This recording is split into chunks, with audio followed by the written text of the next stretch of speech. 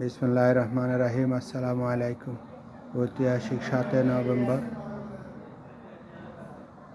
বিপ্লব ও সংহতি দিবস অত্যন্ত গৌরবের এবং তাৎপর্যপূর্ণ একটি দিন বিএনপি তথা বাঙালি জাতির জন্য। তাৎপর্যপূর্ণ এই জন্য আমি মনে করি 1971 26শে মার্চ নেতৃত্বহীন এক জাতিকে নেতৃত্ব দিয়ে স্বাধীনতা ঘোষণার মধ্য দিয়ে শহীদ রাষ্ট্রপতি জিয়াউর রহমান এ দেশ স্বাধীন করেছেন।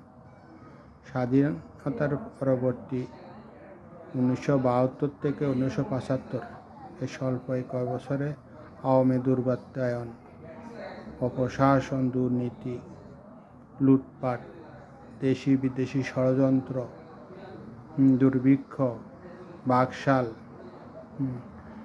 এ সকলের বিরুদ্ধে সিপাহী জনতার গণ অভ্যুত্থানের মধ্য দিয়ে রাষ্ট্রপতি জিয়াউর রহমানের নেতৃত্বে দেশ আবারও পুনরায় স্বাধীন হয়েছে।